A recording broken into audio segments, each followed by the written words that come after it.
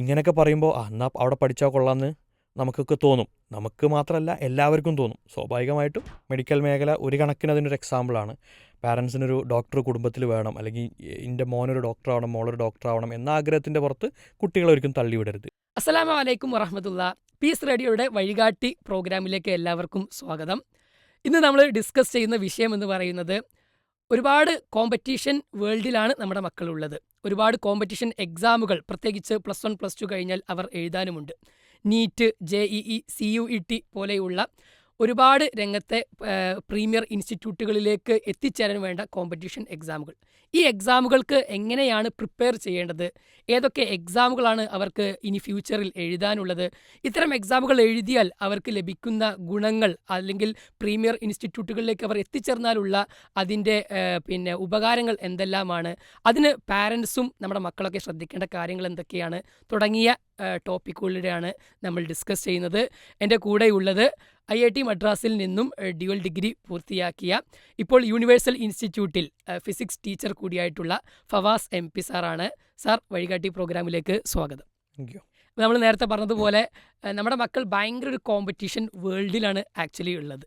പ്രത്യേകിച്ച് +1 +2 എക്സാം കഴിഞ്ഞാൽ കോമ്പറ്റീഷൻ എക്സാമുകളുടെ ഒരു നീണ്ട നിര തന്നെ എഴുതുന്ന ഒരു സിറ്റുവേഷനിലേക്ക്, പ്രത്യേകിച്ച് നമ്മൾ ഇപ്പോൾ പുതിയ എഡ്യൂക്കേഷൻ പോളിസിയൊക്കെ പ്രകാരം എത്തിക്കഴിഞ്ഞു ഓൾറെഡി. ഈ ഒരു അവസരത്തിൽ എങ്ങനെയാണ് നമ്മുടെ മക്കൾ ഇത്തരം കോമ്പറ്റീഷൻ എക്സാമുകൾക്ക് നേരത്തെ പ്രിപ്പയർ ചെയ്യേണ്ടതുണ്ടോ, എന്തൊക്കെയാണ് അവർ ശ്രദ്ധിക്കേണ്ട കാര്യങ്ങൾ എന്നുള്ളത് ഒന്ന് പറഞ്ഞു തുടങ്ങാം. +2 കഴിഞ്ഞതിന് ശേഷം ഏത് മേഖലകളിലേക്കാണെങ്കിലും അവിടുത്തെ ഏറ്റവും മികച്ച സ്ഥാപനങ്ങളിൽ എത്തിച്ചേരണമെങ്കിൽ മത്സര പരീക്ഷകളുണ്ടാവും. പ്രത്യേകിച്ച് ഇന്ത്യ പോലെയുള്ള ഇത്രയും പോപ്പുലേറ്റഡ് ആയിട്ടുള്ള സ്ഥലത്ത് ഒരുപാട് ആളുകൾ അപ്ലൈ ചെയ്യുന്ന, അതിൽ വളരെ കുറഞ്ഞ ആളുകൾക്ക് മാത്രം സീറ്റ് കിട്ടുന്ന ഒരു സാഹചര്യം. തീർച്ചയായും അങ്ങനത്തെ ഒരു സാഹചര്യത്തിൽ എൻട്രൻസ് എക്സാമുകൾ, കോമ്പറ്റീറ്റീവ് എക്സാമുകൾ ഉണ്ടാവും. മറ്റ് എക്സാമുകളിൽ നിന്ന് വ്യത്യസ്തമായി, അഥവാ നമ്മുടെ +1 +2 ബോർഡ് എക്സാം, SSLC എക്സാമുകളിൽ നിന്ന് വ്യത്യസ്തമായിട്ട് കോമ്പറ്റീറ്റീവ് എക്സാം എന്ന് പറയുമ്പോൾ തന്നെ മത്സരമാണ്. മത്സരത്തിൽ ഏറ്റവും നേരത്തെ സ്റ്റാർട്ട് ചെയ്ത് കഴിഞ്ഞാൽ അതിൻ്റേതായ ഗുണങ്ങളുണ്ടാകും. നേരത്തെ സ്റ്റാർട്ട് ചെയ്യുന്നവരാണ്, അതോടൊപ്പം തന്നെ കൃത്യമായ സ്ട്രാറ്റജിയോടുകൂടി തന്ത്രങ്ങളിലൂടെ അതിന് വേണ്ട കാര്യങ്ങൾ ചെയ്ത് മുന്നോട്ട് പോകുന്നവർക്കാണ് ആ പറയുന്ന എക്സാമുകളിലെ ഏറ്റവും മികച്ച റാങ്കുകളിൽ എത്തിച്ചേരാൻ സാധിക്കുകയുള്ളൂ. +2 കഴിഞ്ഞിട്ടാണ് എക്സാം. എല്ലാ എക്സാമുകൾക്കും നമ്മളിപ്പോൾ മെൻഷൻ ചെയ്ത JEE ആവട്ടെ, CUET ആവട്ടെ, നീറ്റ് ആവട്ടെ, മറ്റ് എൻട്രൻസ് എക്സാമുകളാവട്ടെ, അതിൻ്റെയൊക്കെ സിലബസ്, ഒരു ഔട്ട്ലൈൻ എന്ന് പറയുന്നത് +1 +2 NCERT സിലബസാണ്. മുമ്പൊക്കെ +1ൻ്റെ കൂടെ തന്നെ അതിന് പ്രിപ്പറേഷൻ സ്റ്റാർട്ട് ചെയ്യുന്നത് വളരെ നേരത്തെ തുടങ്ങുന്ന രീതിയായിരുന്നെങ്കിൽ, അഥവാ അത് നേരത്തെ ആയിട്ട് കണക്കാക്കിയിരുന്നെങ്കിൽ, ഇപ്പോഴങ്ങനല്ല. എസ്പെഷ്യലി നമ്മളൊക്കെ ഞാനൊക്കെ എഴുതുന്ന സമയത്ത് കേരള മെഡിക്കൽ എൻട്രൻസ് ഒക്കെ സെപ്പറേറ്റ് ആണെങ്കിൽ, അതിനുശേഷം ഇപ്പോൾ 10 വർഷത്തിലധികമായിട്ട് ഓൾ ഇന്ത്യ ലെവലിൽ ഒരൊറ്റ മെഡിക്കൽ എൻട്രൻസ് എക്സാം ആയിട്ടാണ് നീറ്റുള്ളത്. എന്ന് വെച്ചാൽ നമ്മൾ കോമ്പീറ്റ് ചെയ്യുന്നത് കേരളത്തിലുള്ള കുട്ടികളുമായിട്ട് മാത്രമല്ല, ഓൾ ഇന്ത്യ ലെവലിലാണ് കോമ്പറ്റീഷൻ. സോ മറ്റ് സ്ഥലങ്ങളിലെല്ലാം വളരെ നേരത്തെ തന്നെ ഒരു ഹൈസ്കൂൾ ലെവലിലോ അല്ലെങ്കിൽ UP ലെവൽ മുതലേ ഫൗണ്ടേഷൻ പ്രോഗ്രാമുകളായിട്ട് കുട്ടികൾ സ്റ്റാർട്ട് ചെയ്ത് കഴിഞ്ഞു. അപ്പോൾ എൻട്രൻസ് എക്സാമുകളുടെ പ്രിപ്പറേഷൻ +1ൻ്റെ കൂടെ അല്ല. അതല്ലെങ്കിൽ പലപ്പോഴും ചെയ്യുന്ന വളരെ അബദ്ധമായൊരു കാര്യമാണ് +2 കഴിഞ്ഞിട്ട് 1 വർഷം റിപ്പീറ്റ് ചെയ്യാം, അല്ലെങ്കിൽ 2 വർഷം റിപ്പീറ്റ് ചെയ്യാം എന്ന് വിചാരിക്കുന്നത്. ഒരിക്കലും അത് നമ്മളൊരിക്കലും പ്രോത്സാഹിപ്പിക്കാത്ത, അല്ലെങ്കിൽ അതൊരിക്കലും ഒരു നല്ല സ്ട്രാറ്റജി അല്ല. +1ൻ്റെ കൂടെ നിർബന്ധമായിട്ടും സ്റ്റാർട്ട് ചെയ്യുക എൻട്രൻസ് എക്സാം ഉദ്ദേശിക്കുന്ന ആളുകളാണെങ്കിൽ. ഇനി അതല്ലെങ്കിൽ എത്ര നേരത്തെ തുടങ്ങുന്നോ അത്രയും നല്ലത്. ഹൈസ്കൂൾ മുതലോ UP സ്കൂൾ മുതലോ കുട്ടികൾക്ക്, അതായത് അങ്ങനെ ഒരു മേഖലയിലേക്ക് പോകണമെന്ന് പാഷനേറ്റ് ആയിട്ടുള്ള ഒരു എഞ്ചിനീയറിംഗ് മേഖലയിലേക്ക്, ഒരു സയൻസ് മേഖലയിലേക്ക്, അല്ലെങ്കിൽ മറ്റേതെങ്കിലും ഒരു മെഡിക്കൽ മേഖലയിലേക്ക് പോകണം എന്ന് പാഷനേറ്റ് ആയിട്ടുള്ള ആ പാഷൻ ചിലപ്പോൾ മാറും. +1 +2 എത്തുമ്പോൾ ചിലപ്പോൾ മാറും. പക്ഷേ നമ്മൾ നേരത്തെ അങ്ങനെ പാഷനേറ്റ് ആയിട്ടുണ്ടെങ്കിൽ ഒരു ഹൈസ്കൂൾ മുതലെങ്കിലും നമ്മൾ ആ കുട്ടികളെ അതിനുവേണ്ടി അവർക്കുള്ള സൗകര്യങ്ങൾ ചെയ്തു കൊടുക്കുക. അല്ലെങ്കിൽ ആ പ്രിപ്പറേഷൻ കുട്ടികൾ ആ സമയം മുതലേ തുടങ്ങുന്നത് ഡെഫിനറ്റ്ലി +2ൻ്റെ കൂടെ അവർ എൻട്രൻസ് എക്സാം എഴുതുന്ന സമയത്ത് അവർക്ക് ഉപകാരപ്പെടും. അപ്പോൾ എത്ര നേരത്തെ തുടങ്ങിയോ അത്രയും ഈ പറഞ്ഞ ഫീൽഡിലേക്ക് അവർക്ക് കൂടുതൽ മുന്നേറാൻ സാധിക്കുമെന്നാണ് സാർ പറഞ്ഞിട്ടുള്ളത്. ശരിക്കും പറഞ്ഞാൽ ഈ പറഞ്ഞ കോമ്പറ്റീഷൻ എക്സാമുകൾ ഏതൊക്കെയാണ്, പ്രത്യേകിച്ച് ഇത് കൂടുതൽ ഉപകാരപ്പെടുന്നുണ്ടാവുക പാരൻസിനും, പ്രത്യേകിച്ച് ഹൈസ്കൂൾ ലെവലിലൊക്കെ ഉള്ള മക്കളൊക്കെയുള്ള പാരൻസ് ആണെങ്കിൽ, ഇനി മക്കളാണെങ്കിൽ പോലും അവർക്കിനി ഫ്യൂച്ചറിൽ എഴുതാവുന്ന ഈ കോമ്പറ്റീഷൻ ഫീൽഡിലുള്ള എക്സാമുകൾ ഏതൊക്കെയാണ്, ഏതൊക്കെ സബ്ജക്റ്റുകളാണ് അതിൽ വരുന്നുണ്ടാവുക തുടങ്ങിയ കാര്യങ്ങളെക്കുറിച്ചൊന്ന് പറയാം. +2 കഴിഞ്ഞതിന് ശേഷം സയൻസ് മേഖലയാവട്ടെ, ഹ്യൂമാനിറ്റീസ് മേഖലയാവട്ടെ, കൊമേഴ്സ് മേഖലയാവട്ടെ, എല്ലാം ഏറ്റവും ബെസ്റ്റ് ഇൻസ്റ്റിറ്റ്യൂട്ടുകളിൽ നിങ്ങൾ ജോയിൻ ചെയ്യണോ അവിടെയൊക്കെ എൻട്രൻസ് എക്സാമുകളുണ്ട്. നമ്മളെ നാട്ടിലുള്ള ഒരു ആർട്സ് ആൻഡ് സയൻസ് കോളേജിൽ ജോയിൻ ചെയ്യാൻ എൻട്രൻസ് എക്സാം ഇല്ല, അവിടെ +2 മാർക്കാണ്. ബട്ട് ഏത് മേഖലയിലെ പ്രീമിയർ ഏറ്റവും ബെസ്റ്റ് സ്ഥാപനമാണോ തീർച്ചയായും അവിടെ എൻട്രൻസ് എക്സാം ഉണ്ടാവും. നമ്മളൊരു സയൻസ് മേഖലയിൽ നിന്ന്, സയൻസ് സബ്ജക്റ്റിൽ നിന്ന് മുകളിലേക്ക് നോക്കുകയാണെങ്കിൽ പ്രധാനമായും മെഡിക്കൽ എഞ്ചിനീയറിംഗ്, പ്യുവർ സയൻസ് നമ്മൾ പറയാം. മെഡിക്കൽ മേഖലയിലെ എൻട്രൻസ് എക്സാം മുമ്പ് ഒരുപാട് വ്യത്യസ്ത സ്റ്റേറ്റുകൾക്ക് വ്യത്യസ്ത എൻട്രൻസ് എക്സാമുകളായിരുന്നെങ്കിൽ ഇപ്പോൾ അതെല്ലാം കൂടെ ഒറ്റ എക്സാമായിട്ട് ഒരു 10 വർഷത്തിലധികമായിട്ട് നീറ്റ് എന്ന് പറയുന്ന എൻട്രൻസ് എക്സാമാണ്. നീറ്റ് എൻട്രൻസ് എക്സാമിൻ്റെ അടിസ്ഥാനത്തിലാണ് ഇന്ത്യയിലെ എല്ലാ മെഡിക്കൽ കോളേജുകളിലേക്കും, എയിംസ്, ജിപ്മർ പോലെയുള്ള ഏറ്റവും മികച്ച മെഡിക്കൽ കോളേജുകളിലേക്കും അതേപോലെ തന്നെ സെൽഫ് ഫിനാൻസിങ് മെഡിക്കൽ കോളേജുകളിലേക്കെല്ലാം ഉള്ള അഡ്മിഷൻ നീറ്റാണ്. ഫിസിക്സ്, കെമിസ്ട്രി, ബയോളജിയാണ് സബ്ജക്റ്റ്. ഇനി എഞ്ചിനീയറിംഗ് മെഡിക്കൽ മേഖലയിൽ പിന്നെ നമുക്ക് പറയാവുന്ന കാര്യം, ഇപ്പോൾ കേരളത്തിൽ ഫാർമസിക്ക് സെപ്പറേറ്റ് എൻട്രൻസ് എക്സാം ഉണ്ട്. അതുപോലെ കീമിൻ്റെ അണ്ടറിൽ ഫാർമസിക്ക് സെപ്പറേറ്റ് എൻട്രൻസ് എക്സാം ഉണ്ട്. ഫിസിക്സ്, കെമിസ്ട്രി മാത്രമേ അവിടെ ടെസ്റ്റ് ചെയ്യുന്നുള്ളൂ. അതേപോലെ എയിംസിൻ്റെ അലൈഡ് മെഡിക്കൽ കോഴ്സുകൾ, പാരാമെഡിക്കൽ കോഴ്സുകൾക്ക് സെപ്പറേറ്റ് എൻട്രൻസ് എക്സാമുകളുണ്ട്. ജിപ്മറിൻ്റെ അലൈഡ് മെഡിക്കൽ കോഴ്സുകൾ, BSc നഴ്സിംഗ് പോലുള്ള കോഴ്സുകൾ നീറ്റിൻ്റെ അണ്ടറിൽ തന്നെയാണ്. കേരളത്തിലെ അഗ്രികൾച്ചർ അഡ്മിഷൻ നടക്കുന്നത് നീറ്റിനെ ബേസ് ചെയ്തിട്ട് തന്നെയാണ്. അപ്പോൾ ഏറ്റവും പ്രധാനപ്പെട്ടത് നീറ്റാണ്. പിന്നെ ചെറിയ ചെറിയ കുറച്ച് സീറ്റുകളിലേക്കുള്ള എൻട്രൻസ് എക്സാമുകൾ വേറെയുണ്ട്. എഞ്ചിനീയറിംഗ് മേഖല നോക്കിക്കഴിഞ്ഞാൽ ഏറ്റവും പ്രധാനപ്പെട്ടത് JEE മെയിൻ ആണ്. JEE മെയിൻ 15 ലക്ഷത്തോളം ആളുകൾ എക്സാം എഴുതുന്ന ജോയിൻ്റ് എൻട്രൻസ് എക്സാമിനേഷൻ ജനുവരിയിലും ഏപ്രിലുമായിട്ട് +2ൻ്റെ കൂടെയുള്ള വിദ്യാർത്ഥിക്ക് എല്ലാ വർഷവും ജനുവരിയിലും ഏപ്രിലും നടക്കും. +2 ബോർഡ് എക്സാം എഴുതുന്നതിന് മുന്നേ ജനുവരിയിൽ തന്നെ എൻട്രൻസ് എക്സാം എഴുതാം. ജോയിൻ്റ് എൻട്രൻസ് എക്സാമിന് ക്വാളിഫൈ ചെയ്ത് കഴിഞ്ഞാൽ അതിൻ്റെ മുകളിലുള്ള ഒരു നെക്സ്റ്റ് സ്റ്റെപ്പാണ് exclusively for IITs, Indian institute of technology. നമ്മുടെ എഞ്ചിനീയറിംഗ് മേഖലയിൽ ഏറ്റവും ബെസ്റ്റ് ഇൻസ്റ്റിറ്റ്യൂട്ട്സ്, അവിടേക്കുള്ള അഡ്മിഷൻ നടക്കുന്നത് JEE അഡ്വാൻസിൻ്റെ അടിസ്ഥാനത്തിലാണ്. അപ്പോൾ JEE മെയിൻ്റെ അടിസ്ഥാനത്തിൽ NITകൾ, അതേപോലെ തന്നെ IIITകൾ. NIT എന്ന് പറഞ്ഞാൽ national institute of technology, IIIT എന്ന് പറഞ്ഞാൽ Indian institute of information technology. പിന്നെ അതുകൂടാതെ government funded technical institutes, GFTI എന്നോ ചിലപ്പോൾ centrally funded technical institute, CFTI എന്നൊക്കെ പറയാറുണ്ട്. അങ്ങനെയുള്ള ഒരുപാട് സ്ഥാപനങ്ങളുണ്ട്. ഇനി അതുകൂടാതെ പ്രൈവറ്റ് ആയിട്ടുള്ള പല സ്ഥാപനങ്ങളും JEE മെയിൻസിൻ്റെ സ്കോറിൻ്റെ അടിസ്ഥാനത്തിൽ അഡ്മിഷൻ നടത്താറുണ്ട്. അപ്പോൾ ഇത്തരത്തിലുള്ള എഞ്ചിനീയറിംഗിൽ ഏറ്റവും പ്രധാനപ്പെട്ട എക്സാമാണ് JEE മെയിൻ. അതിൻ്റെ ഒരു ഹയർ ലെവൽ സാധനമാണ് JEE അഡ്വാൻസ്. മെയിൻസ് ക്വാളിഫൈ ചെയ്താൽ മാത്രമേ JEE അഡ്വാൻസ് എഴുതാൻ പറ്റുള്ളൂ. ഇനി എഞ്ചിനീയറിംഗിൽ കേരളത്തിൽ കീമുണ്ട്, കേരള എഞ്ചിനീയറിംഗ് എൻട്രൻസ് എക്സാമിനേഷൻ ഉണ്ട്. കേരളത്തിലെ government and self financing, government cost sharing ചെയ്യുന്ന എല്ലാ എഞ്ചിനീയറിംഗ് കോളേജുകളിലേക്കുള്ള കീം എൻട്രൻസ് എക്സാം ഉണ്ട്. നമ്മുടെ കേരളത്തിൽ കുസാറ്റ് എൻട്രൻസ് എക്സാം ഉണ്ട്. പ്രൈവറ്റ് ആയിട്ടുള്ള VIT, വെല്ലൂർ ഇൻസ്റ്റിറ്റ്യൂട്ട് ഓഫ് ടെക്നോളജിയുടെ എൻട്രൻസ് എക്സാം ഉണ്ട്. അമൃത ഇൻസ്റ്റിറ്റ്യൂട്ടിൻ്റെ എൻട്രൻസ് എക്സാമുകളുണ്ട്. Birla institute of technology and science, BITS, പിലാനിയിലുള്ള ബിറ്റ്സിൻ്റെ entrance എക്സാമുകളുണ്ട്.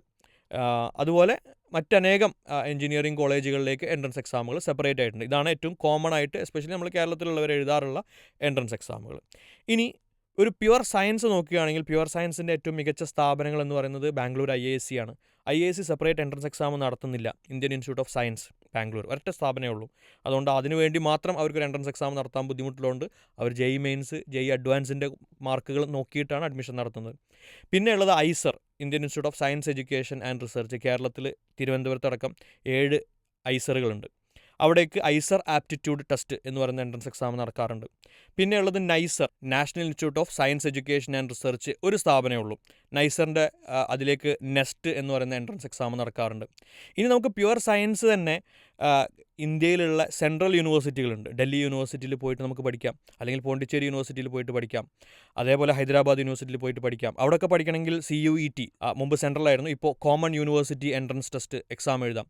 ഈ CUETയുടെ അണ്ടറിൽ പ്യുവർ സയൻസ് മാത്രമല്ല, ഈ പറയുന്ന ഡൽഹി ബേസ്ഡ് ആയിട്ടുള്ള ഒരുപാട് സെൻട്രൽ യൂണിവേഴ്സിറ്റികളുണ്ട്. Like Jamia Millia Islamia, Aligarh Muslim university, Banaras Hindu university, Delhi university, ഇതുപോലെ നേരത്തെ പറഞ്ഞ ഹൈദരാബാദ് യൂണിവേഴ്സിറ്റി, പോണ്ടിച്ചേരി യൂണിവേഴ്സിറ്റി, ഇതൊക്കെ ഇന്ത്യയിലെ തന്നെ ഏറ്റവും പഴക്കം ചെന്ന യൂണിവേഴ്സിറ്റികളാണ്. അവരുടെ കീഴിലെല്ലാം ഉണ്ട്. ഇപ്പോൾ AMUക്ക് മെഡിക്കൽ ഉണ്ട്, എഞ്ചിനീയറിംഗ് ഉണ്ട്, പ്യുവർ സയൻസ് ഉണ്ട്, ഹ്യൂമാനിറ്റീസ് ഉണ്ട്, എല്ലാ മേഖലയും, കൊമേഴ്സ് ഉണ്ട്, ഹ്യൂമാനിറ്റീസ്, എല്ലാ മേഖലയിലും അവർക്ക് സ്ഥാപനങ്ങളും കോളേജുകളും ക്യാമ്പസുകളും ഉണ്ട്. അവിടേക്കൊക്കെ എൻട്രൻസ് എക്സാം നടത്തുന്നതാണ് ബേസിക്കലി CUET. AMUക്ക് സെപ്പറേറ്റ് എൻട്രൻസ് എക്സാമുകളുണ്ട്.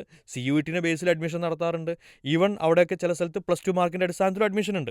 അവിടെയൊക്കെ ഡിവൈഡ് ചെയ്തിരിക്കുകയാണ്. ഇത്ര കോട്ട +2 മാർക്ക്, ഇത്ര കോട്ട CUET, ഇത്ര കോട്ട അല്ലെങ്കിൽ JEE മെയിൻ്റെ. ഇപ്പോൾ ജാമിയ മില്ലിയയിൽ എഞ്ചിനീയറിംഗിന് ജോയിൻ ചെയ്യാൻ JEE മെയിൻ്റെ സ്കോർ തന്നെയാണ് പരിഗണിക്കുന്നത്.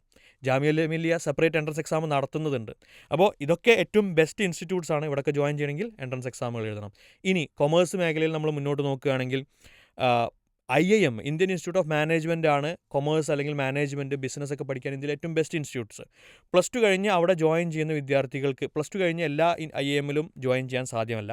ചില IIMs especially IIM Indore, IIM Rohtak, IIM Ropar പോലെയുള്ള IIMസിൽ ഇൻ്റഗ്രേറ്റഡ് പ്രോഗ്രാം ഇൻ മാനേജ്മെൻറ്റ് എന്ന് പറയുന്ന 5 വർഷത്തെ ഡ്യുവൽ ഡിഗ്രി ഒരു BBA MBA അല്ലെങ്കിൽ BA MBA പോലെയുള്ള പ്രോഗ്രാമുണ്ട്. അതിലേക്ക് എൻട്രൻസ് എക്സാം ഉണ്ട്. അതിൻ്റെ പേരാണ് IPM ആപ്റ്റിറ്റ്യൂഡ് ടെസ്റ്റ്. ഇനി നേരത്തെ പറഞ്ഞ പോലെ നമുക്ക് ഹിസ്റ്ററി പഠിക്കണം, സോഷ്യോളജി പഠിക്കണം, അങ്ങനെയുള്ള ഹ്യൂമാനിറ്റീസ് ബേസ്ഡ് ആയിട്ടുള്ള കോഴ്സുകളിലേക്ക് സെൻട്രൽ യൂണിവേഴ്സിറ്റികൾ പഠിക്കാം. അതിനുള്ള എക്സാം CUET തന്നെയാണ്. CUETയിൽ 35ഓളം സബ്ജക്റ്റുകളുണ്ട്. അതിൽ നമുക്ക് മാക്സിമം ഒരു 5 സബ്ജക്റ്റുകൾ മാത്രമേ നമുക്ക് എടുക്കാൻ പറ്റുള്ളൂ. നമ്മൾ സയൻസ് അല്ലെങ്കിൽ എഞ്ചിനീയറിങ്ങിന് പോകാനാണ് CUET എഴുതുന്നതെങ്കിൽ, ഇന്ത്യൻ അഗ്രികൾച്ചറിൽ ജോയിൻ ചെയ്യാൻ, ഓൾ ഇന്ത്യ അഗ്രികൾച്ചറിൽ ജോയിൻ ചെയ്യണമെങ്കിൽ എഴുതേണ്ടതും CUET എൻട്രൻസ് എക്സാമാണ്. ചുരുക്കി പറയുകയാണെങ്കിൽ NEET, JEE, KEAM, CUSAT, pure സയൻസിന് ഐസറിൻ്റെ എക്സാം, നൈസറിൻ്റെ എക്സാം, പിന്നെ വളരെ കോമൺ ആയിട്ടുള്ള CUET എൻട്രൻസ് എക്സാംസ്, പിന്നെ IPM ബിസിനസ് പഠിക്കാനാണെങ്കിൽ IPM പ്രോഗ്രാമിലേക്കുള്ള IPM ആപ്റ്റിറ്റ്യൂഡ് ടെസ്റ്റ്, പിന്നെ നമ്മൾ ലോ കോളേജുകളിലേക്ക് ജോയിൻ ചെയ്യാനാണെങ്കിൽ CLAT പോലുള്ള കോമൺ ലോ അഡ്മിഷൻ ടെസ്റ്റ് പോലുള്ള എൻട്രൻസ് എക്സാമുകൾ, പിന്നെയും നിരവധി എൻട്രൻസ് എക്സാമുകളുണ്ട്. ഇതൊക്കെയാണ് മേജർ ആയിട്ടുള്ള എൻട്രൻസ് എക്സാംസ്. ഓക്കെ, അപ്പോൾ ഒരുപാട് എക്സാമുകളുടെ പേരുകൾ ഒരുപക്ഷെ നമ്മൾ കേട്ടു അറിയും. ഇതിനെക്കുറിച്ച് കൃത്യമായിട്ടുള്ള ഒരു ധാരണ തീർച്ചയായിട്ടും എന്ത് ചെയ്യേണ്ടതുണ്ട്, മക്കളാണെങ്കിലും പാരൻസ് ആണെങ്കിലും ഉണ്ടാവേണ്ടതുണ്ട്. കാരണം അവരുടെ ഫ്യൂച്ചർ, ഓരോ കുട്ടിക്കും ഡിഫറെൻറ്റ് അഭിരുചികളായിരിക്കും ഉണ്ടാകുക. ഓരോ വിഷയത്തോടുമുള്ള ആഭിമുഖ്യം വ്യത്യസ്തമായിരിക്കും. അപ്പോൾ തീർച്ചയായിട്ടും എന്ത് ചെയ്യണം, കൂടുതൽ ഇതിനെക്കുറിച്ച് പാരൻസും കുട്ടികളും അവെയർ ആയിരിക്കുക എന്നുള്ളത് വളരെ വളരെ ഇമ്പോർട്ടൻ്റ് ആണ്. അപ്പോൾ ഈ പറഞ്ഞ എല്ലാ എക്സാമുകളും നേരത്തെ ഫവാസ് സാർ പറഞ്ഞതുപോലെ പ്രീമിയർ ഇൻസ്റ്റിറ്റ്യൂട്ടുകളിലേക്കുള്ള എൻട്രൻസ് എക്സാമുകളായിട്ടാണുള്ളത്. യഥാർത്ഥത്തിൽ എന്തിനാണ് ഇപ്പോൾ ഇത്ര പ്രയാസപ്പെട്ടുകൊണ്ട് അല്ലെങ്കിൽ ഇത്രയും ടഫായിട്ടുള്ള പ്രീമിയർ ഇൻസ്റ്റിറ്റ്യൂട്ടിലേക്ക് അവർ എത്തേണ്ടത്? അതുകൊണ്ട് അവർക്ക് എന്തെങ്കിലും ഉപകാരങ്ങളുണ്ടോ, അല്ലെങ്കിൽ പ്രീമിയർ ഇൻസ്റ്റിറ്റ്യൂട്ടിലേക്ക് തന്നെ നമ്മൾ പോകണമെന്ന് നമ്മൾ കൂടുതലായി പറയാനുള്ള കാരണം എന്തെല്ലാമാണെന്ന് ഒന്ന് വിശദീകരിക്കാൻ കഴിയും? പ്രീമിയർ ഇൻസ്റ്റിറ്റ്യൂട്ട് എന്ന് പറഞ്ഞാൽ മലയാളത്തിൽ പറഞ്ഞാൽ ഒരു മുന്തിയ ഇൻസ്റ്റിറ്റ്യൂട്ട് അല്ലെങ്കിൽ മുന്തിയ കോളേജ്, മുന്തിയ ഐറ്റം എന്നുള്ളതാണ്. ഞാൻ പഠിച്ചത് IIT മദ്രാസിലാണ്, Indian institute of technology Madras. ഇന്ത്യയിലെ നമ്പർ 1 എഞ്ചിനീയറിംഗ് NIRF റാങ്കിങ്ങിൽ എഞ്ചിനീയറിംഗ് മാത്രമല്ല, സത്യത്തിൽ ഓവറോൾ ലെവലിൽ തന്നെ നമ്പർ 1-ലാണ്. അവിടെയുള്ള ഫെസിലിറ്റീസ് 600 ഏക്കറിലധികം വലിയ ക്യാമ്പസാണ്. വ്യത്യസ്ത ഡിപ്പാർട്ട്മെൻറ്റുകളുണ്ട്, ഇൻഡസ്ട്രി കണക്ഷൻസ് ഉണ്ട്, ഏറ്റവും ബെസ്റ്റ് ഫെസിലിറ്റീസ്, ഡീംഡ് യൂണിവേഴ്സിറ്റിയാണ്. അഥവാ അതൊരു സ്വന്തം ഒരു യൂണിവേഴ്സിറ്റിയാണ്. പുതിയൊരു കോഴ്സ് തുടങ്ങാൻ ആരോടും ചോദിക്കും പറയുന്നു വേണ്ട, കോഴ്സ് തുടങ്ങണോ അടുത്ത വർഷം അങ്ങ് തുടങ്ങും, അത്രേ ഉള്ളൂ. ഇപ്രാവശ്യം 2 പുതിയ കോഴ്സുകൾ ആക്ച്വലി BTechന് IIT മദ്രാസ് സ്റ്റാർട്ട് ചെയ്തിട്ടുണ്ട്.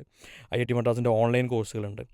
അപ്പോൾ വ്യത്യസ്ത മേഖലയിൽ നിന്നുള്ള കുട്ടികൾ വന്ന് പഠിക്കുന്നു, ഇൻ്റർനാഷണൽ സ്റ്റുഡൻസ് വന്ന് പഠിക്കുന്നുണ്ട്.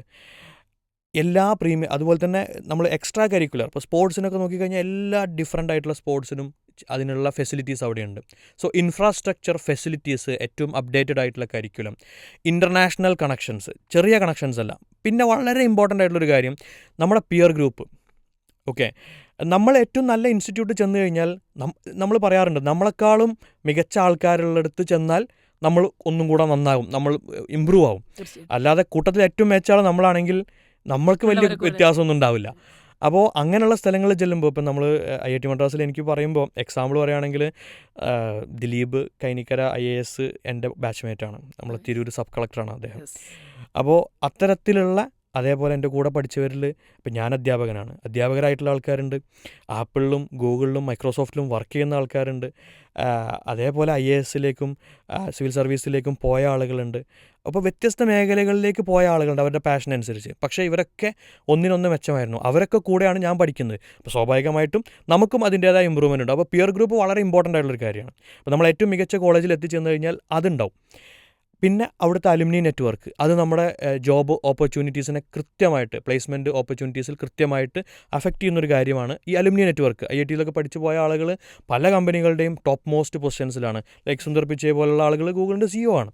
അപ്പോൾ അങ്ങനെയുള്ള ഓരോ IITകളിൽ നിന്നും അല്ലെങ്കിൽ ഓരോ ഇൻസ്റ്റിറ്റ്യൂട്ടിലും ഏറ്റവും മികച്ചെടുത്ത് പഠിച്ച ആളുകൾ സ്വാഭാവികമായിട്ടും മികച്ച മേഖലകളിൽ എത്തിച്ചേർന്നിട്ടുണ്ടാകും. ആ അലുമിനി നെറ്റ്വർക്കും ആ ഒരു എക്സ്പോഷറും നമുക്കും ഉണ്ടാവും. ഇൻസ്റ്റിറ്റ്യൂട്ടിലുള്ള ഫാക്കൽറ്റികൾക്ക് പലർക്കും ഇൻ്റർനാഷണൽ യൂണിവേഴ്സിറ്റികളായിട്ടുള്ള കണക്ഷൻസ് ഉണ്ടാവും. അത് നമുക്ക് ഉപകാരപ്പെടും, അവരുമായിട്ടുള്ള ബന്ധം നമുക്ക് ഉപകാരപ്പെടും. അപ്പോൾ അതിനൊക്കെ വേണ്ടിയിട്ടാണ് ഏറ്റവും ബെസ്റ്റ് ഫെസിലിറ്റീസ്, അപ്ഡേറ്റഡ് ആയിട്ടുള്ള കരിക്കുലം. പിന്നെ മറ്റ് ചില ഇൻസ്റ്റിറ്റ്യൂട്ടുകളിൽ ചെന്ന് കഴിഞ്ഞാൽ വളരെ കുറഞ്ഞ ഫീസേ ഉള്ളൂ. എല്ലാ ഇൻസ്റ്റിറ്റ്യൂട്ടിൻ്റെയും കാര്യമല്ല. ഇപ്പോൾ IITസിലൊക്കെ പോയി കഴിഞ്ഞാൽ അത്യാവശ്യം ഫീസൊക്കെ ഉണ്ട്. ബട്ട് ഒരു കാര്യം മനസ്സിലാക്കുക, IITസിലേക്ക് നിങ്ങൾക്ക് അഡ്മിഷൻ കിട്ടിക്കഴിഞ്ഞാൽ ഫീസ് കൊടുക്കാത്തതിൻ്റെ പേരിൽ, ഫീസ് കൊടുക്കാൻ പറ്റാത്തതിൻ്റെ പേരിൽ നിങ്ങൾക്ക് പഠിക്കാതിരിക്കില്ല. കാരണം ഒന്നുമില്ലെങ്കിലും നമുക്ക് മെറിറ്റ് കം മീൻസ്, അതായത് നമുക്ക് മാർക്കുണ്ട്, നമ്മൾ മാർക്ക് ഒരു മിനിമം CGPA മെയിൻറ്റെയിൻ ചെയ്യാൻ വേണ്ടി മാത്രം നമ്മൾ പഠിക്കുന്നുണ്ട്, അതിന് ഉഴപ്പാതെ പഠിച്ചാൽ മതി, പഠിക്കുന്നുണ്ട്. അതേപോലെ തന്നെ നമ്മുടെ ഫാമിലി ഇൻകം ഒരു പെർട്ടിക്കുലർ എമൗണ്ടിന് താഴെയാണെങ്കിൽ ഫീസിൽ നമുക്ക് നല്ലൊരു എമൗണ്ട് 67% സ്കോളർഷിപ്പ് ഉണ്ട്. ഓക്കെ. അപ്പോൾ അതേപോലെ ഇനിയിപ്പോൾ എയിംസ്, ജിപ്മർ പോലുള്ള മെഡിക്കൽ മേഖലയാണ് നോക്കുന്നതെങ്കിൽ വളരെ വളരെ തുച്ഛമായ ഫീസിൽ നമുക്ക് അവിടെ കോഴ്സ് കംപ്ലീറ്റ് ചെയ്യാം. അത് പറയുന്ന ഇന്ത്യയിലെ ഏറ്റവും മികച്ച ഇൻസ്റ്റിറ്റ്യൂട്ടിലെ കാര്യമാണ്. അപ്പോൾ ഇങ്ങനെയുള്ള ഇൻസ്റ്റിറ്റ്യൂട്ടുകളിൽ എത്തിച്ചേരുന്നത് ഡെഫിനറ്റ്ലി ഇമ്പോർട്ടൻ്റ് ആണ്. അല്ലെങ്കിൽ നിങ്ങൾ പാഷനേറ്റ് ആണെങ്കിൽ അങ്ങനെയുള്ള ഇൻസ്റ്റിറ്റ്യൂട്ടിൽ എത്തിച്ചേരാൻ ശ്രമിക്കുക. ഇതിൽ വേറൊരു കാര്യം കൂടെ ഞാൻ പറയാറുണ്ട്. ഇങ്ങനെയൊക്കെ പറയുമ്പോൾ എന്നാൽ അവിടെ പഠിച്ചാൽ കൊള്ളാമെന്ന് നമുക്കൊക്കെ തോന്നും, നമുക്ക് മാത്രമല്ല എല്ലാവർക്കും തോന്നും സ്വാഭാവികമായിട്ടും. അപ്പോൾ അവിടെ എന്ത് വരും, ഇത്രയും ആളുകൾ അപ്ലൈ ചെയ്യും, കുറേ ആളുകളെ പുറത്ത് നിർത്തേണ്ടി വരും. കോമ്പറ്റീറ്റീവ് എക്സാംസ് ഉണ്ടാവും. അതാണ് സാഹചര്യം. അപ്പോൾ ഫീസ് ഇല്ലാത്തതിൻ്റെ പേരിൽ അല്ലെങ്കിൽ പണമില്ലാത്തതിൻ്റെ പേരിൽ പഠിക്കാതിരിക്കുന്നൊരവസ്ഥ ഒരിക്കലും നിലവിലില്ല. ഇങ്ങനൊരു ഇൻസ്റ്റിറ്റ്യൂട്ടിൽ എത്താൻ നിങ്ങൾക്ക് സാധിക്കുമെങ്കിൽ, ഒരു IITയിൽ എത്താൻ നിങ്ങൾക്ക് പറ്റും എങ്കിൽ ഒരിക്കലും നിങ്ങൾ ഫീസ് ഇല്ലാത്തതിൻ്റെ പേരിൽ പഠിക്കാതിരിക്കേണ്ടി വരില്ല. കാരണം അതിനുള്ള സ്കോളർഷിപ്പുകളായിട്ടും സന്നദ്ധ സംഘടനകൾ, അലുമിനിൻ്റെ ഒക്കെ സ്കോളർഷിപ്പുകളുണ്ട്. അലുമിനി നമുക്ക് ഫണ്ട് ചെയ്യും. നമ്മുടെ ഒരു സാഹചര്യം ഇങ്ങനെയാണ് എന്നുണ്ടെങ്കിൽ നമുക്ക് അലുമിനി വരെ ഫണ്ടുകൾ പ്രൊവൈഡ് ചെയ്യുന്ന സാഹചര്യമാണുള്ളത്. ഓക്കെ. അപ്പോൾ തീർച്ചയായിട്ടും ഇത്തരത്തിലുള്ള കോമ്പറ്റീഷൻ എക്സാമുകൾ എഴുതി ഈ പറഞ്ഞ ഒരു സെൻട്രൽ യൂണിവേഴ്സിറ്റി അല്ലെങ്കിൽ പ്രീമിയർ ഇൻസ്റ്റിറ്റ്യൂട്ടിലേക്ക് എത്തുക എന്നുള്ളതായിരിക്കണം ഇനിയുള്ള നമ്മുടെ മക്കളുടെ ഒരു സ്വപ്നം അല്ലെങ്കിൽ കാര്യമെന്ന് പറയുന്നത്. അപ്പോൾ തീർച്ചയായിട്ടും പാരൻസിന് അതിൽ ഒരു റോള് ഉണ്ടാകും. കാരണം ഇവരൊക്കെ ഡയറക്റ്റ് ചെയ്യുന്നത് പാരൻസും കൂടിയും, അല്ലെങ്കിൽ പാരൻസിൻ്റെ ഒരു സ്വപ്നം കൂടിയാണത് തൻ്റെ മകൻ ഏറ്റവും നല്ല നിലയിൽ എത്തിച്ചേരുക എന്നുള്ളത് ആഗ്രഹിക്കാത്ത ഒരു പാരൻസും ഉണ്ടാവില്ല. അല്ലെങ്കിൽ അതിനുവേണ്ടി പ്രാർത്ഥിക്കുന്നവരാണ് നമ്മുടെ ഉമ്മമാരായിട്ടുള്ള ആളുകളൊക്കെ. ഒരു പാരൻറ്റ് എന്നുള്ള നിലയിൽ ഈ വിദ്യാർത്ഥികളെ എങ്ങനെയാണ് അവർ ട്രീറ്റ് ചെയ്യേണ്ടത്? ഇപ്പോൾ ഒരു കുട്ടി അവൻക്ക് ഫ്യൂച്ചറിൽ ഡോക്ടർ ആവണം, എഞ്ചിനീയർ ആവണം, അല്ലെങ്കിൽ ഒരു സയൻറ്റിസ്റ്റ് ആവണം, അല്ലെങ്കിൽ ഒരു പൈലറ്റ് ആവണം, ഒരു കളക്ടർ ആവണം എന്നൊക്കെ അവർ ആഗ്രഹം കുഞ്ഞുനാളിൽ തന്നെ പറയുമ്പോൾ ഒരു പാരൻസ് എങ്ങനെയാണ് അവരെ ശരിക്ക് ഗൈഡ് ചെയ്ത് പോകേണ്ടത്? പാരൻസിൻ്റെ ഇമ്പോർട്ടൻ്റ് ആയിട്ടുള്ള റോള്, ഒന്ന്, കുട്ടികൾക്ക് താല്പര്യമില്ലാത്ത മേഖലകളിലേക്ക് പാരൻസിൻ്റെ ആഗ്രഹപ്രകാരം തള്ളിവിടരുത്. മെഡിക്കൽ മേഖല ഒരു കണക്കിന് അതിനൊരു എക്സാമ്പിളാണ്. പാരൻസിനൊരു ഡോക്ടർ കുടുംബത്തിൽ വേണം, അല്ലെങ്കിൽ എൻ്റെ മോനൊരു ഡോക്ടറാവണം, മോളൊരു ഡോക്ടറാവണം എന്ന ആഗ്രഹത്തിൻ്റെ പുറത്ത് കുട്ടികളെ ഒരിക്കലും തള്ളിവിടരുത്. ഒന്ന്. രണ്ടാമത്തെ കാര്യം, അവയർനെസ്സിൻ്റെ കുറവാണെങ്കിൽ ചോദിച്ച് മനസ്സിലാക്കാൻ ഒരിക്കലും മടി വിചാരിക്കരുത്. എസ്പെഷ്യലി ഇപ്പോൾ നമുക്ക് നമ്മുടെ നാട്ടിലുള്ള ആളുകളുണ്ടാവും, തീർച്ചയായും ഉണ്ടാവും. നമുക്ക് അത് ചോദിച്ച് മനസ്സിലാക്കി ഓരോ മേഖലയിലേക്കും എങ്ങനെ എത്തിപ്പെടാം എന്നുള്ളത് അവയർനെസ് നമ്മുടെ നാട്ടിലിപ്പോൾ കൂടിക്കൊണ്ടിരിക്കുകയാണ്. Especially social media. ഇപ്പോൾ യൂട്യൂബിൽ സെർച്ച് ചെയ്താൽ കിട്ടും എന്താ ചെയ്യേണ്ടതെന്നുള്ള കാര്യം. സിംപിളി യൂട്യൂബിൽ സെർച്ച് ചെയ്ത് കഴിഞ്ഞാൽ കിട്ടും. ഇനി മൂന്നാമത്തെ കാര്യം, മക്കൾക്ക് ഇങ്ങനെ ഒരു മേഖലയിലേക്ക് ഒരു ഹൈലി കോമ്പറ്റീറ്റീവ് ആയിട്ടുള്ളൊരു എക്സാം എഴുതുന്ന ഒരു സാഹചര്യം, അതായത് ഇപ്പോൾ ഒരു ഡോക്ടർ ആവണമെന്ന് കുട്ടിക്ക് ആഗ്രഹമുണ്ട്, നീറ്റ് എഴുതേണ്ടി വരും എന്നുറപ്പാണ്. അങ്ങനെയാണെങ്കിൽ അത് +2 കഴിഞ്ഞതിന് ശേഷമല്ല അതിനെപ്പറ്റി ചിന്തിക്കേണ്ടത്. സോ പാരൻസും കുട്ടികളും ഒരു ഹൈസ്കൂൾ ലെവലിലെങ്കിലും അത് മനസ്സിൽ കണ്ടുകൊണ്ട് അതിനു വേണ്ടി ഒരു പ്രിപ്പറേഷൻ സ്റ്റാർട്ട് ചെയ്യണം. മാത്തമാറ്റിക്സ് ഒക്കെ നന്നായിട്ട് പഠിച്ച്, മാത്തമാറ്റിക്സ് ഈവൻ ദോ നീറ്റ് എക്സാമിലൊക്കെ സിലബസിൽ ഇല്ലെങ്കിൽ പോലും ഡിസൈഡിങ് ഫാക്ടർ നിങ്ങൾ നല്ല ന്യൂമറിക്കൽ പ്രോബ്ലം സോൾവിങ് സ്കില്ലുണ്ടോ എന്നുള്ളത് ഡിസൈഡിങ് ഫാക്ടറാണ്. ആൻഡ് അൾട്ടിമേറ്റ്ലി അവസാനത്തെ പോയിൻ്റ്, ഒരു നീറ്റിനോ JEEക്കോ അല്ലെങ്കിൽ അങ്ങനെയുള്ള എൻട്രൻസ് എക്സാമിന് പ്രിപ്പയർ ചെയ്യുമ്പോൾ പാരൻസ് മനസ്സിലാക്കേണ്ടത് ഇതൊരു ഹൈലി കോമ്പറ്റീറ്റീവ് ആയിട്ടുള്ള എക്സാമാണ്. അതിനു വേണ്ടിയാണ് മക്കൾ പ്രിപ്പയർ ചെയ്യുന്നത്. മക്കളെ മാക്സിമം സപ്പോർട്ട് ചെയ്യുക. അവരുടെ മാർക്ക് ഓരോ എക്സാമിലും കുറയുമ്പോൾ എന്തുകൊണ്ട് കുറഞ്ഞു എന്ന് ചോദിക്കാതിരിക്കുക. കാരണം ഈ എൻട്രൻസ് എക്സാമിന്, ബോർഡ് എക്സാമിന് മാർക്ക് സ്കോർ ചെയ്യുന്ന പോലെ ഇതിന് സ്കോർ ചെയ്യാൻ പറ്റില്ല. അപ്പോൾ ഓരോ എക്സാമും അവർ പഠിച്ചുകൊണ്ടേയിരിക്കുകയാണ്, പഠിത്തം നടന്നുകൊണ്ടേയിരിക്കുകയാണ്. അപ്പോൾ എക്സാമിൽ മാർക്ക് കുറയുന്ന സമയത്ത് മാക്സിമം സപ്പോർട്ട് ചെയ്യുക. ഒരിക്കലും അത് മാർക്ക് കുറയുന്നത് ചോദ്യം ചെയ്യാതിരിക്കുക. ഹൈലി കോമ്പറ്റീറ്റീവ് ആയിട്ടുള്ള ഒരു 5% അതല്ലെങ്കിൽ അതിൽ താഴെയോ ആളുകൾ മാത്രം സക്സസ്ഫുൾ ആകാൻ പോകുന്ന ഒരു എക്സാമിന് കഠിന പ്രയത്നം ചെയ്യുന്ന 100% എഫേർട്ട് എടുത്തിട്ടാണ് മക്കൾ അതിന് ചെയ്തുകൊണ്ടിരിക്കുന്നത്. ആ സമയത്ത് മക്കളെ മാക്സിമം സപ്പോർട്ട് ചെയ്യുക, അങ്ങനെയുള്ള മക്കളുണ്ടെങ്കിൽ. ഓക്കെ. അപ്പോൾ ഒരുപാട് കോമ്പറ്റീഷൻ എക്സാമുകളെക്കുറിച്ചും പ്രീമിയർ ഇൻസ്റ്റിറ്റ്യൂട്ടുകളെക്കുറിച്ചും അതിൽ പാരൻസ് ചെയ്യേണ്ട റോളിനെ കുറിച്ചുമൊക്കെയാണ് നമ്മളെ ഇന്നത്തെ ഈ ഒരു എപ്പിസോഡിൽ നമ്മൾ സംസാരിച്ചത്. തീർച്ചയായിട്ടും ഈ ഒരു എപ്പിസോഡ് നിങ്ങൾക്ക് ഉപകാരപ്പെട്ടിട്ടുണ്ടാവുമെന്ന് വിചാരിക്കുന്നു. കൂടുതൽ ഉയരങ്ങളിലേക്ക് നമ്മുടെ മക്കൾ എത്തുവാൻ സാധിക്കട്ടെ. അള്ളാഹുവിനോട് നമുക്ക് പ്രാർത്ഥിക്കാം. ബറകാതുഹു ലക്കും. അസ്സലാമു അലൈക്കും വറഹ്മത്തുള്ളാഹി.